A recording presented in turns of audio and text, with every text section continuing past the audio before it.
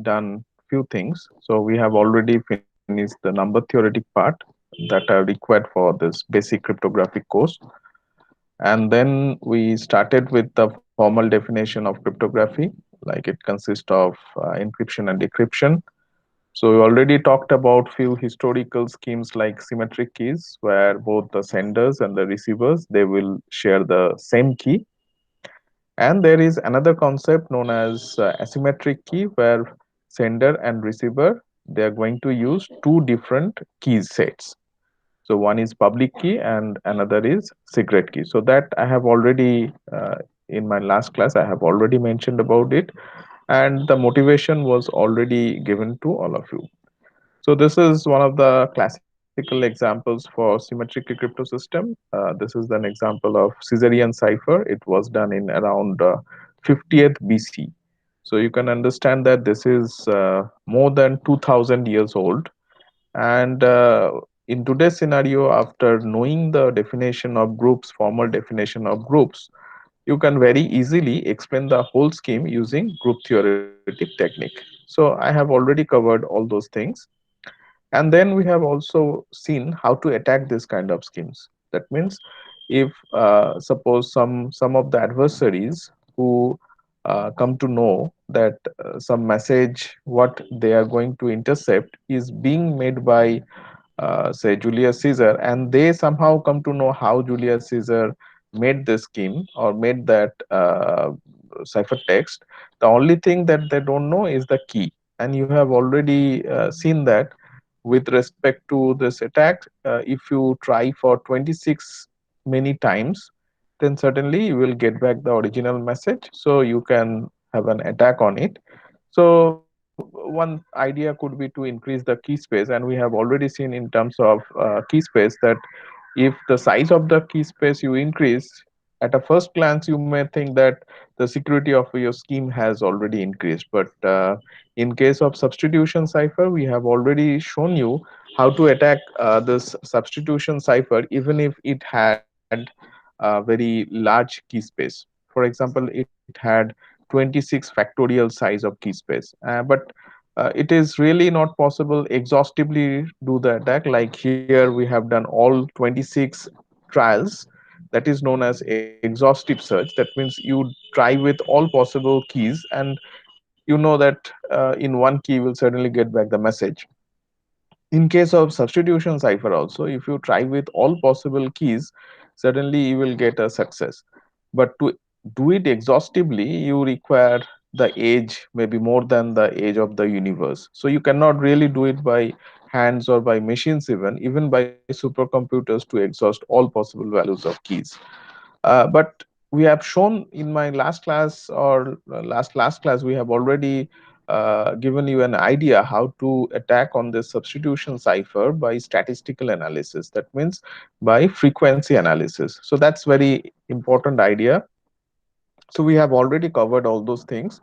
But in my last class, I introduced the concept of public key crypto system. That means if both the senders and the receivers they stay far apart, or even senders and receivers they don't know each other, then the question is how to have the common key. So it would be difficult for both of them to have the same or the common key. So that is a very interesting idea. And in the world of cryptography, initial phase it was assumed that it may not be possible, but certainly with respect to some hardness assumption, this kind of scheme was really possible. And for the first time, who bring to us the scheme, a definite scheme, is known as RSA Public Key Crypto System. So as I mentioned in my last class, that for the motivation of public key crypto system, like if the boy wants to send the message to this girl, is the responsibility for the girl to have the infrastructure first. That means she should have a valid connection with the proper mobile and all.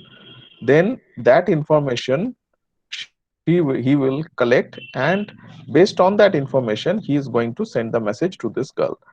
So here the idea of public key and cryptography came into picture. So this girl will have two different keys. One is known as private key, another is known as secret key, sorry, public key. So like when we use our email, so email ID is like the public quantity. That means email ID is known to all, but we keep ourselves secret the password. So we usually do not share our password with others.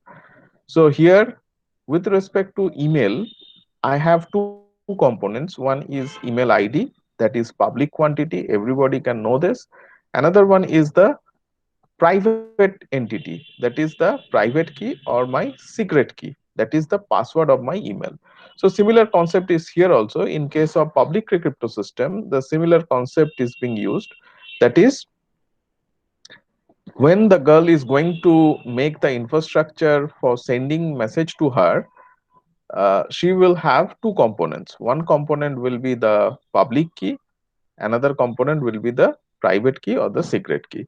She will put the public key information in the web page or somewhere in a public place, so everybody can see this, and she will keep with her the secret key or the private key with her secretly.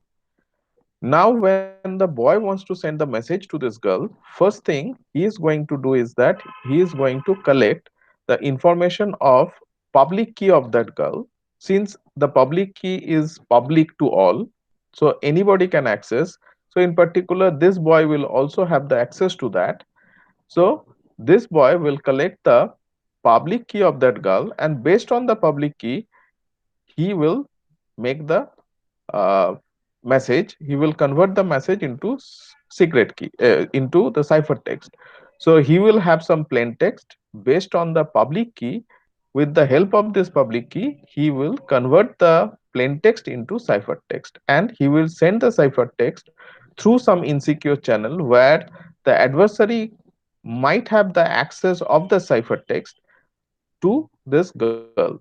Now, when the girl will receive that ciphertext, since the girl has the secret key or the private key, she will able to decrypt this. And since this bad guy won't have that value of the secret key or the private key, he won't be able to get any information about the message. So that is the concept of this public key and the secret key idea. So in my last class, I have already given you an idea, the practical way how it could be done, and in a simple way in our day-to-day life scenario, how similar kind of things could be simulated for a practical way, how the question papers can be transmitted to the controller of examination from external paper setter through some postman. So that kind of things were there, and we have also witnessed some kind of attacks, how the postman can violate the protocol, and how the postman can get information about the question paper. So that I have already discussed in my previous class. So to start with, let us first have a look at this computationally hard problem. So that will actually lead to the first specific example of a public key crypto system known as RSA Public Key Crypto System. So this RSA, this name actually come from three big cryptographer, Rivest, Shamir, and Adelman. So both of them, three of them, they actually invented the RSA crypto system, and you can Google it and you can see that the history of invention of this RSA crypto system. So during their postdoc, or they were the studying there, this River Shamir and Edelman, they actually had time kind of meeting they had. So every day they meet for in a cafe and then they discuss.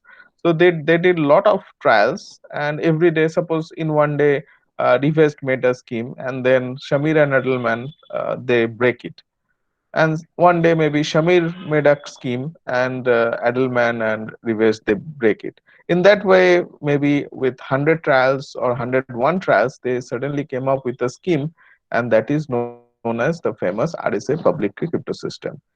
And it was around 1978 when it came to public domain, and you can Google it and you can see that how the initial phase, how this US government was against it, because at that time the crypto system are basically used for defense or military purposes. That's why the code was a very small code. I will explain the whole code. then you will understand that this encryption and decryption schemes are very small and very compact and very easy to understand for mathematician. But the US government, they opposed it. So since it was a kind of revolution, because anybody can communicate with each other securely by using this kind of concept, that's why at the initial phase US government, they actually opposed it. And there is a funny incident, there are many funny incidents involved with this story of this RSA invention. And one story, I just got it from internet, that one guy actually, he, on his backside of his t-shirt, he printed the encryption and decryption algorithm for this RSA encryption scheme. And when he was traveling using the aeroplane, he was arrested in the airport, because he was actually carrying some information publicly, that is for RSA encryption and decryption scheme. So that kind of funny thing happened, but certainly US government, they understood that you cannot stop using like this, and later on it became public, and anybody could use it. And till now the industry, the defense, all of them, they use this RSA crypto system, but slightly different form, maybe in a elliptic curve, better way of implementation and so on. But still, this public key crypto system, for public key crypto system, RSA plays an important role. So let us try to explain what does it mean. So in my last class, I also explained what is the computationally hard problem. So now what I am going to explain is, it's really difficult to believe for the mathematician that the problem that I am describing is really a hard problem. For example, if I give you, say for example, 35 and ask you, can you factor it in terms of primes? You can very easily say that it's a product of 5 and 7. Now, if I give you this, you say that, okay, you may take some little time and you get it with this 101 and 103. If I give you this, you say that, okay, I'm not going to do it by hand, but simple programming will help you to get the value as a factor like this.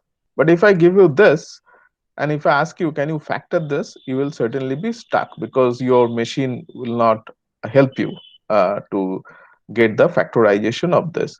But you will be surprised to know that not only you, but for supercomputers even, it is not really very easy for a supercomputer also to factor this big number into two primes. So these numbers, these two primes are basically, if you make the product of these two primes, you will get this big number. So this n is basically the product of these two big primes. So two questions comes to our mind. Are they really primes if here p and q are given? So the only thing that you can check is the last digit. Since this is 3, you can never be sure whether they are prime or not. If it is an even number, you will certainly say that they are not prime.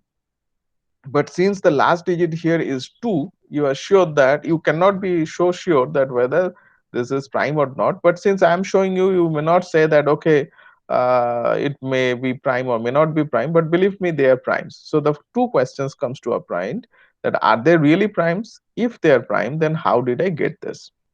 So in this course, I will give you a very brief idea how to get this kind of primes, because we'll use the law of quadratic reciprocities and quadratic residues. They are within our syllabus. So when I will teach you this quadratic residues and all, I will show you how to get this big primes using that concepts of quadratic reciprocities. So they are not very difficult, but for the time being, I, in my maybe 2 or 3, after 2 or 3 classes, I will teach you how to get this big primes. But for the time being, assume that they are primes and they are really primes. And for this machine even, it's not very difficult to get these big primes. So it's very easy to find these big primes, and very quickly, very efficiently. As a result, I can very easily make the product of these two big primes. So I will get in very easily. That means I can find this p and q very easily, and I can make a product of these two numbers.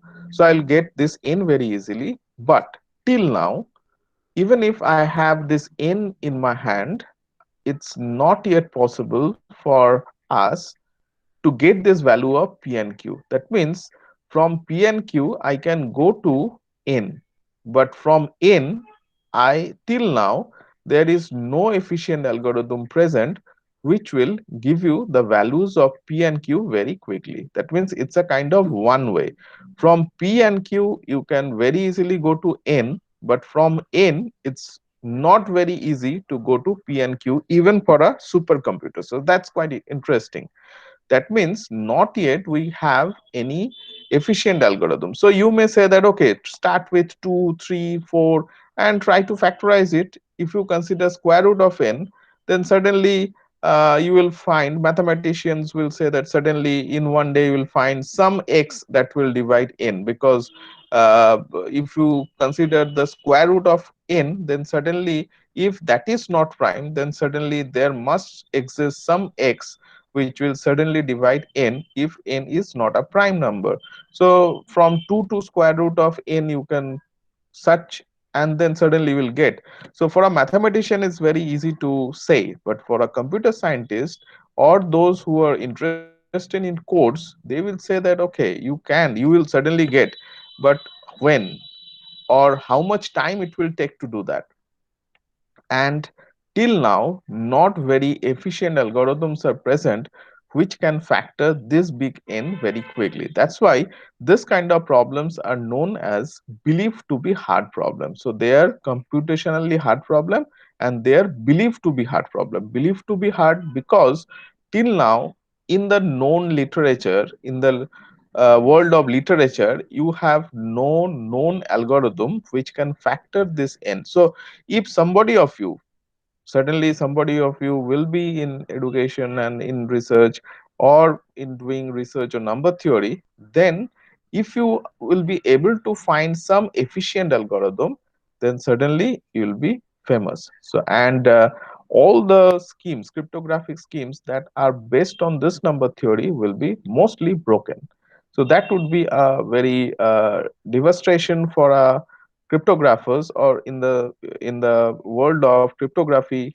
That's why nowadays computer quantum computations playing an important role. In quantum computation, this algorithm, efficient factorization algorithm, is available, but unfortunately the quantum machines are not available. That's why I say sometimes that it's like a Ramayana is ready without Ram. So here Ram is the quantum machine and Ramayana is the quantum theory. In quantum theory, the algorithms are ready. So if one day, if quantum machine will be available in a proper shape, then suddenly you can use those algorithms to find the factors of this big N. And that can factor in a very efficient way in a very small time. But till now we are safe because there exists no such quantum machine which can factor this N. Okay. So based on this, the RSA crypto system came into picture. So let me explain this. So before that, so idea is like this.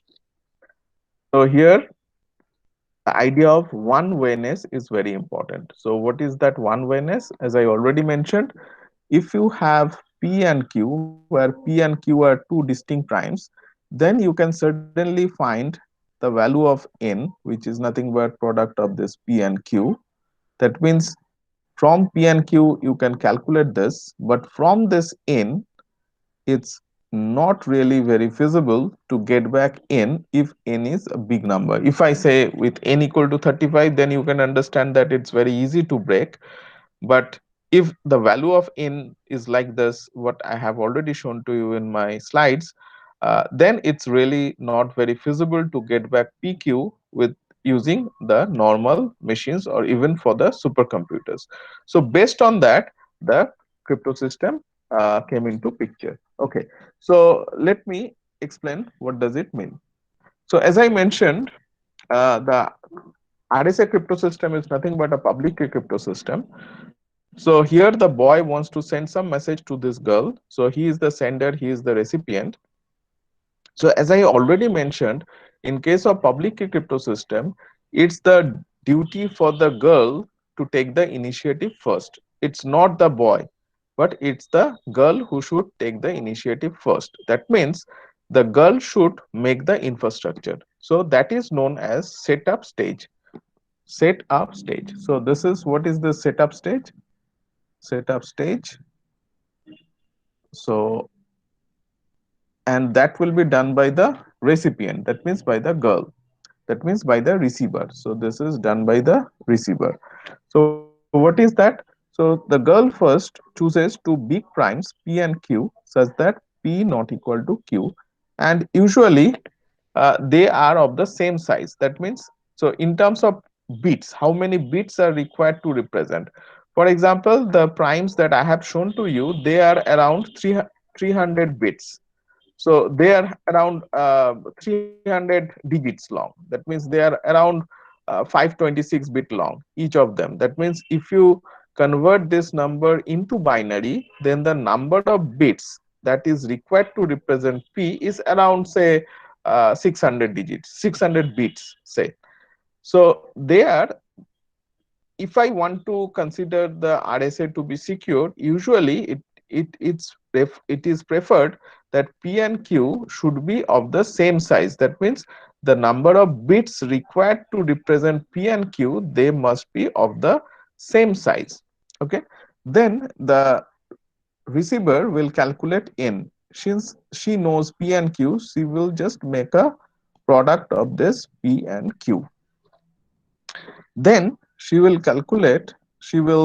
find some E and random integer E such that GCD of, okay, before that she will calculate phi n. She will calculate phi n. What is phi n? You know. So since she knows P and Q, we know that I just started with the question today. What is phi of P and Q? So this is nothing but this, and this is nothing but P minus 1 into Q minus 1. Since this receiver, she knows P and Q, she will simply calculate P minus 1 and Q minus 1 and will make the product of these two, whatever will be the value, that will nothing but the value of phi n. Like factorization, you will be surprised to know that till now, no efficient algorithm is known to calculate phi n unless you know the prime factorization of n. That means if I give you any value of n, say n equal to 100, and if you don't know the prime factorization of n, that means this is of the form 2 square into 5 square. If you don't know this, then there is no, till now, no efficient algorithm which can directly calculate phi n.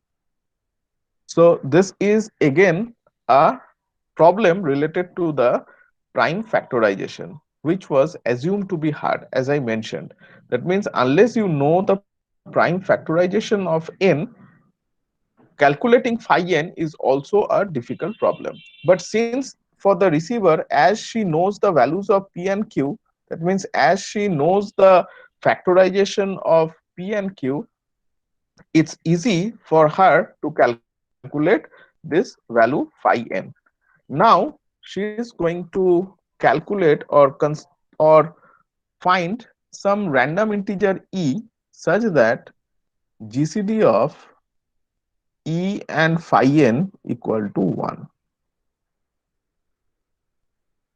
So as I mentioned in my previous classes in terms of number theory, that finding GCD is again a easy problem. That means the Euclidean algorithm that was given by Euclid more than maybe more than 3000 years back, that problem, that algorithm is still very efficient, and in computers you can very efficiently find the GCD of two numbers, whatever big they may be, within the range of the computer. So if your computer is capable of dealing with that big number, then it's easy for a computer to get the value of GCD of any two big numbers in a range that computer can handle that big number. So the receiver will choose a random integer e such that GCD of e and phi n equal to 1. That means e and phi n, they are relatively prime.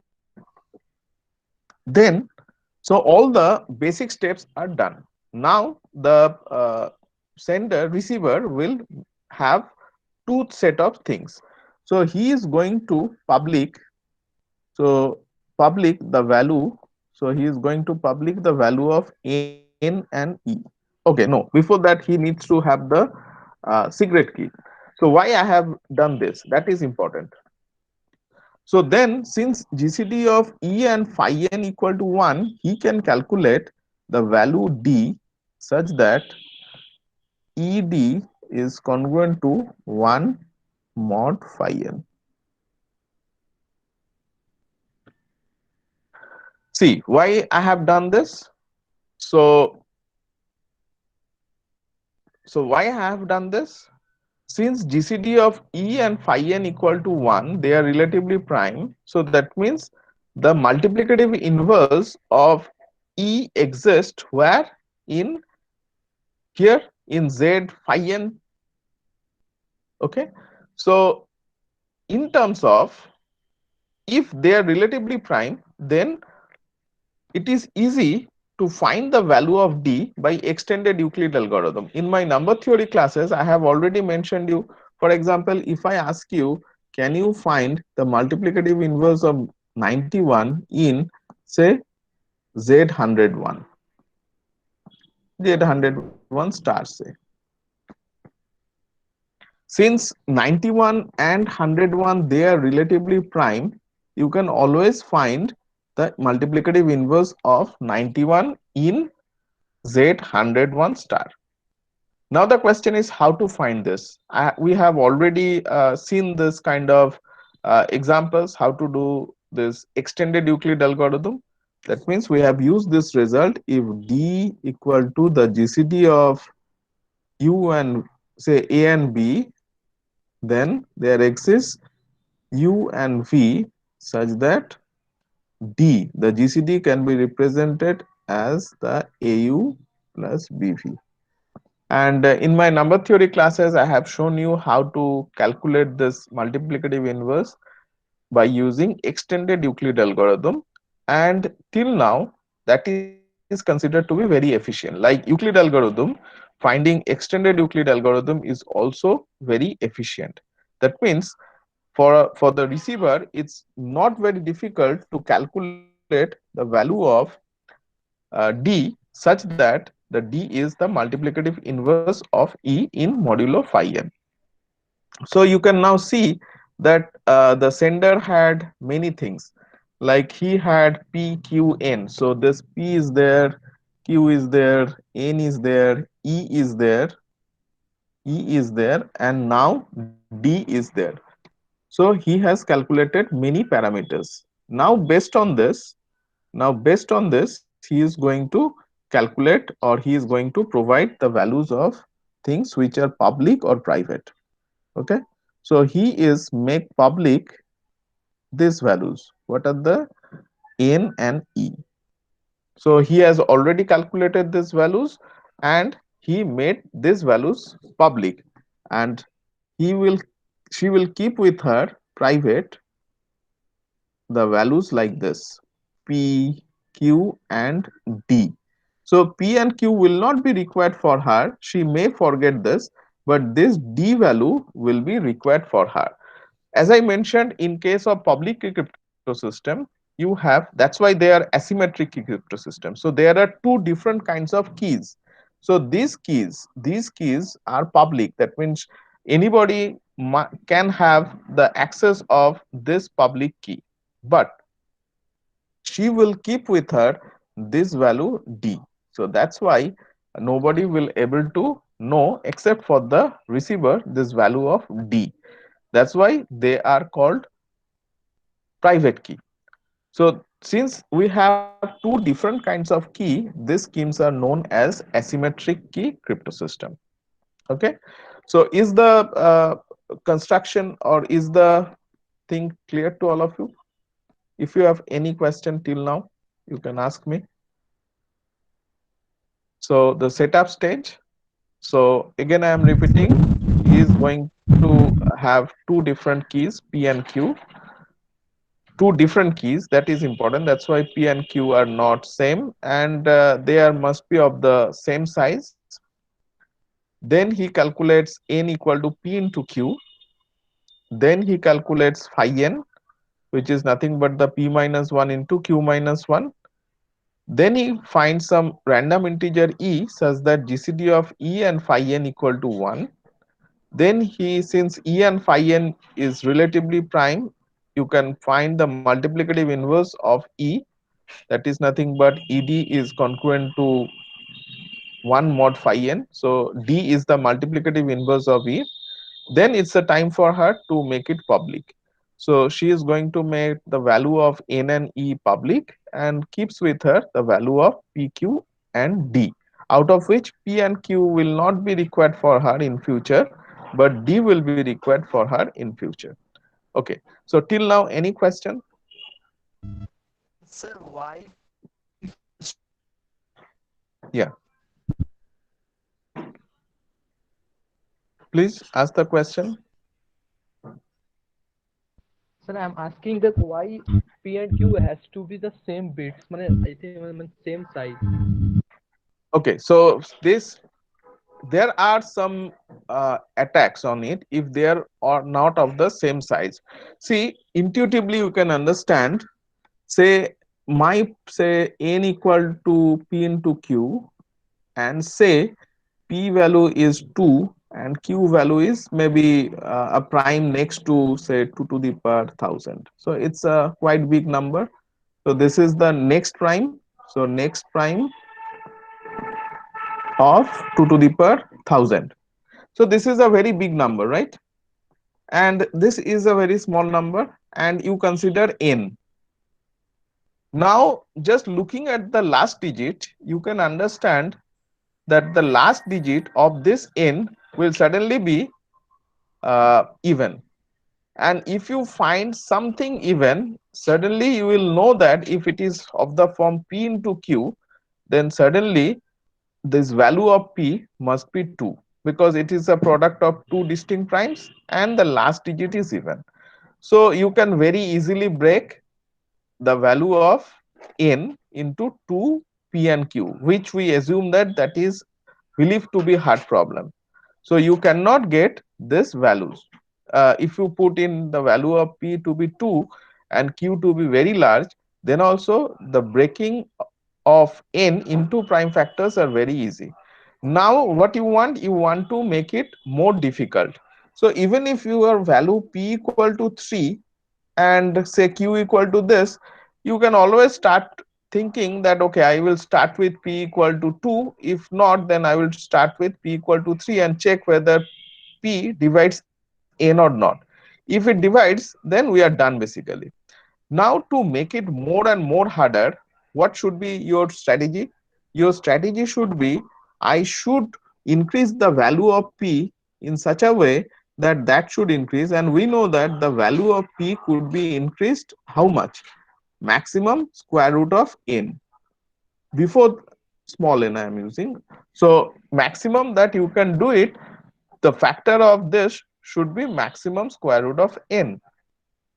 So why not both the p and q value should be of that form square root of n. That means they should be more or less of the same size. That means you might have, if both of them are square root of n, then p and q cannot be distinct, right?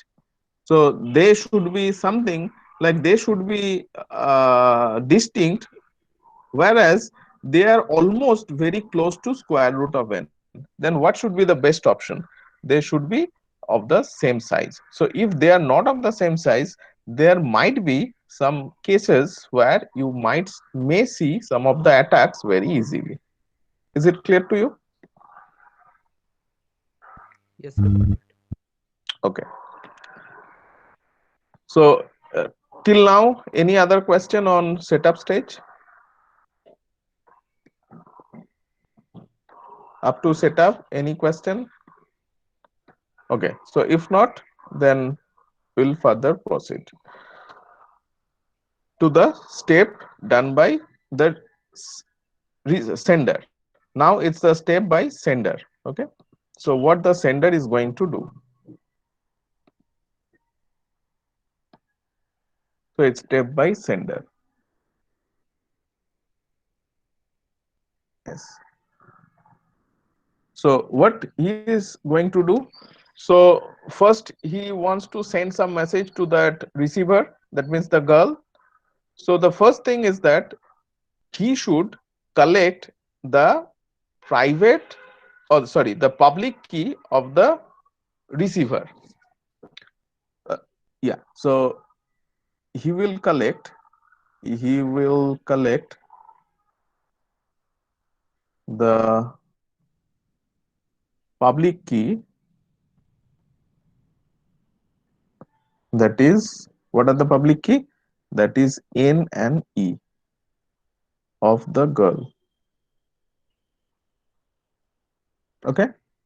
So secondly, so what is his aim? His aim is to send some message. So he will have some plain text.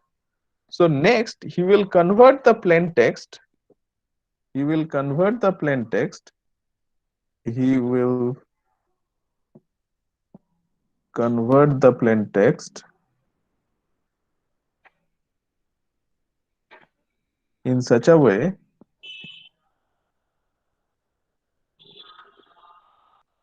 that M, the plain text, he should convert the plain text, say M, in such a way such that 0 less than equal to M, strictly less than N. That means he should convert the plain text in such a way that the value of M should be within this. For example, suppose my plain text is ABC, okay, and I want to convert this ABC into integers so that I know this value of N. For example, say my value of N, say this 101 into say 103. So this is my P and this is my Q. So I need to convert this ABC in such a way that should represented by some number, and that number should be strictly less than N. How can I convert this? There are plenty of ways. For example, we all know the concept of ASCII value. So when I have taken the classes on C programming, I explained about ASCII values. So ASCII values are nothing but kind of roll numbers that are required. So if I ask you the question, why in a class we should have a roll number? So for attendance, we use roll number. We could have used only the name or some other way. But why we use roll number? Because to get a one-to-one correspondence. Because in a class, you might have the same name two students, the two students having the same names. So it may happen that their surnames are different, so they are distinct. But it may happen that both the students, they have the same name along with the same surname. Then what will happen? Then by name you cannot distinguish them, but if you have a numbering system, if you enumerate them, and if you put assign an integer with along with all of them, then there will be a kind of one-to-one correspondence. So here also this ASCII value, the ASCII code means the characters that we insert using insert to the computer, or we give the input to the computer by using keyboards. So there are plenty of such characters. For standard English US characters, they are 256 characters are there. So they are referred as 0 to, so if I consider C to be a character, this value is 255. So altogether 256 characters are there that we can insert using the keyboard and all. So for each of these characters, there are a unique number which are known as ASCII value. So if you consider, for example, capital A, if you consider, so capital A, the ASCII value is 65 and so on, and small a is 97. So capital B is 66 and so on. So for each of these characters, you have a number. So you can think that, okay, I will convert into three blocks. So each of the characters, so for capital A, this value is 65. For capital B, the value is 66. For capital C, the value is 67 and so on. So see here, I can consider 65 is a less than equal to N. So I can consider C to be capital A, and not considering C as capital A, but considering C as 65. Okay. Similarly, I can repeat this process three times. For A, I will construct the plain text. I will construct the plain text as 65, and then I will get some ciphertext, say C1. For B, I will consider it as a 66, and then I will get ciphertext as C2. And for C, I will consider it as 67 and get some ciphertext 63. So likewise, there could be plenty of ways through which you can convert the plain text into numbers. And this is one of the numbers. You may think that, okay, I can consider three as a whole, and as a block, I will consider ABC altogether. For example, A65, B66, C67, and you, by some means, you should have some one-to-one correspondence, so that all three will represent a number which should be strictly less than n. So there are plenty of such ways to convert it, but the idea is use some method, some standard method, so that the sender and the receiver, they know it. In fact, they should be in a public domain. That means B should public it how he has converted the plain text into ciphertext, plain text into numbers, so that when the receiver will get this, he should get the plain text value by using the same method. So that is the idea. So he converts the plain text into a number, so that this number value should be less than equal to 0 and should be strictly less than n. See, this n value is public. That's why he has already collected this n value. Okay. Now, from this integer m, he is going to convert it into ciphertext. So the question is how to convert it. Okay, let us have a look how to convert it. So this conversion is quite easy. Then she will calculate C to be the ciphertext to be m to the power e modulo n. So as a public value, the boy has already collected the value of n as well as the value of e. So m is the plain text. What he is going to calculate, m to the power e, and then take the remainder modulo n. Whatever would be the value, that is the ciphertext corresponding to m. And he sends this ciphertext to the boy, to the girl, by using some insecure channel. So now, so he sends C as ciphertext to the girl. Okay. So the ciphertext part is done. Now, anybody has any question regarding this encryption part? You can ask me the question. Can you see this? So again, I am repeating. So these public values, first collect these public values n and e, which was public. Then the sender will convert the message in such a way that should look like an integer, and that integer should be less than strictly n. Then he will calculate m to the power e. See, m is his plain text, e he gets it as a public key of that girl, and he also knows this value of n. So C equal to m to the power e modulo n. So the sender can very easily compute this. So the question is how to get this m to the power e modulo n. Okay. There is a concept called square and multiply algorithm. I am not going to give you details of square and multiply algorithm. When I teach it in your master's degree level, this crypto course, there we usually teach how to calculate this square and multiplies. But if somebody you are interested, you can just Google it, you will get this. So this is known as square and multiply algorithm. Multiply algo. So by using the square and multiply algorithm, this is an efficient algorithm. So it can run very fast in a machine. So even if you are dealing with very big numbers, n's, they are very big, still you can make this value very easily by using this square and multiply algorithm. But I am not going to give you the details of square and multiply algorithm within this course. But you can Google it and get the details of it. So for the sender, calculating this value of C is not that difficult because he knows the square and multiply algorithm. Then he sends this as a ciphertext corresponding to M. So he will send the value of C to this girl. Okay. Any question till now? Any question if you have? Okay. If not, then again the message will come to that girl. So this is the decryption stage. Decryption. And this decryption is being done by the girl. Okay.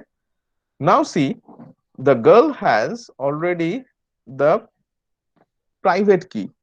As I mentioned, the private key was D. So the first thing that we'll think is that the girl will collect the value of C as ciphertext. The girl will collect C as ciphertext. So that was sent by the boy. Okay. Then she will simply calculate C to the power D modulo n. And you'll be surprised to know that that is nothing but m mod n. Now the question is why? And if this is m mod n, see, I have taken, the boy has taken m in such a way that is m is strictly less than n. That's why this is nothing but simply the integer m, and he will get back the value of, he will get back the value of uh, m here, right? And that m value was the original plain text value, because it might happen that it is more than m. If it is more than n, then after making it a mod, you may get a value which is not the exact value. But remember, when I started, I have chosen, or the sender has chosen m in such a way that the value of m should be strictly less than n. So that is the motivation why the value of m is strictly less than n. That's why when she gets the value of n modulo n, this value, she knows that this is the exactly the m was the plain text and not something more than n, because that's how the boy made it. So the question is how this is happening. Okay. Now this proof is very easy, you can do it very quickly. Okay, let us have a look at the proof. Okay, till now any question? If you have any question, please ask me. Any question?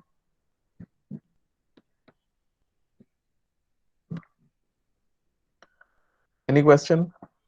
Okay. If not, let's have a proof of this. The proof is also very easy. Okay. So what we have basically the receiver. So she receives C, right? What she did? She did just C to the power D modulo n, right? Now have a look at what was actually C. C was nothing but, it was how it was made. It was m to the power e modulo n, right? As you remember, it was nothing but m to the power e modulo n. How C was made? M to the power e modulo n, that is nothing but the C. Okay. So C is this. So that means C to the power d is nothing but m to the power ed modulo n, right? So If I convert, I put the value of C here, then this is nothing but m to the power e modulo n. Now, what is ED? If you look at, ED was made by whom? ED was made by this girl who was the receiver. And how ED was made? ED was made like this. ED is nothing but 1 ED is congruent to 1 mod phi n. So how ED was made? ED is nothing but 1 mod phi n. So ED was 1 mod phi n. Okay. So that means you can write it like this: ED equal to 1 plus k into phi n for some integer k. K belongs to z. That means ED minus 1 is divisible by phi n. That means ED minus 1 should be equal to k into phi n. If I side change this, it looks like this. So I'll just put this value here. This is congruent to m to the power ED means 1 plus k phi n modulo n. Right? Now I can just make it like this: m to the power 1 into m to the power phi n to the power k modulo n. Okay. Now two things may happen. First thing is, if GCD of m and n, m was the message, n was the product of two big primes. If this is equal to 1, then we know that by Euler's theorem that I have already taught you during my number theory courses, that m to the power phi n is congruent to 1 mod n. Okay, so that you remember, this is Euler's theorem that we have already seen. So there might be two cases. One case is m and n are relatively prime. So see, here we are only dealing with m and n, right? So if m and n are relatively prime, then this value becomes 1 in modulo n. So that to the power k will also be 1 in modulo n. So that becomes, that is m. And which was the plain text that I want to prove. Because what is my m? My m was c to the power d equal to m that I wanted to show you. So that was given somewhere in decryption. Yeah. So the proof that I want to do this, n is nothing. Sorry, this is not full. Yeah. C to the power d mod n should be congruent to m mod n. That was my m. So that was I am going to prove. If GCD of m and n equal to 1, then this value is 1, that to the power k is 1. So it becomes m, because m is already there. So this value is nothing but m, congruent to m, if GCD of n and m equal to 1. Now the question is, what will happen if the value of GCD is not 1?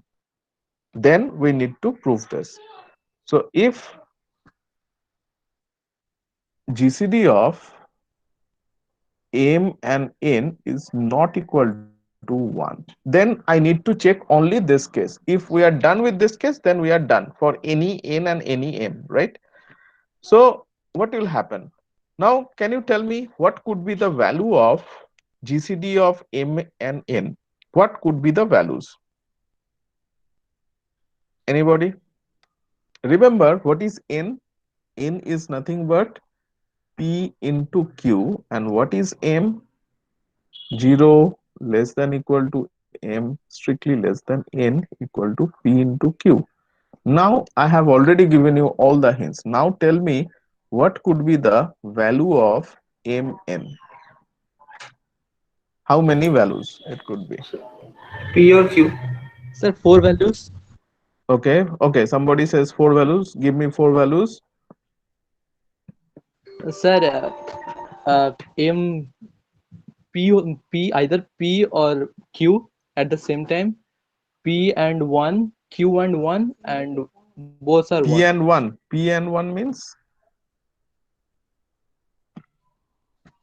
I mean, either it should be P or Q, or what could be.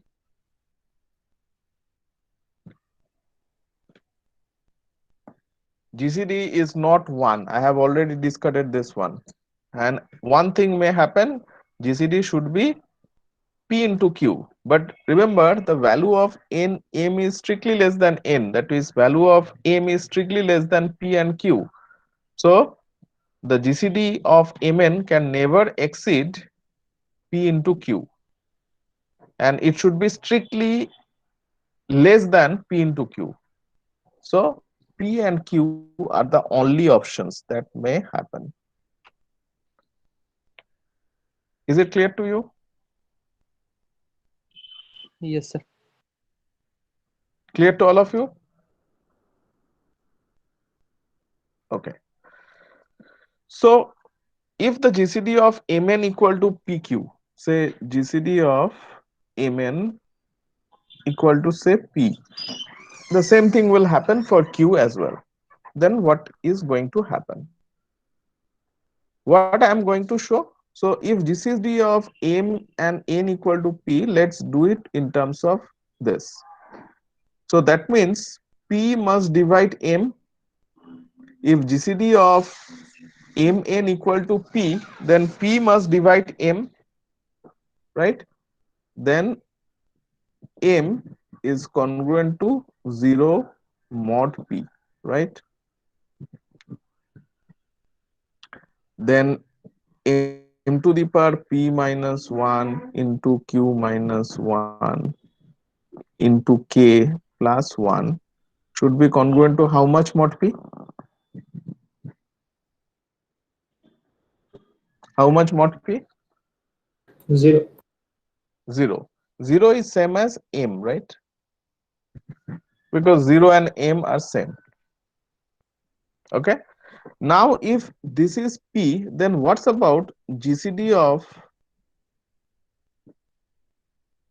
so what's about this? Uh, then what's about Q? Will Q divide M? What about Q and M? Will Q divide M? If this happens, P divides M, then will Q divide M as well? No. So Q never divide M. That means GCD of Q and M should be 1. Now use Fermat's little theorem. So M to the power Q minus 1 should be 1 mod Q, right? By Fermat's little theorem. Then M to the power K into Q minus 1 into P minus 1 plus 1, say, that should be congruent to M mod Q. Since this is 1, you can make it M to the power. I have given a step jump. So this is it clear to all of you? Is it Yes, sir. clear? So if I consider this equation and this equation, what can you say about this? What can you say about from 1 and 2? What will be your conclusion?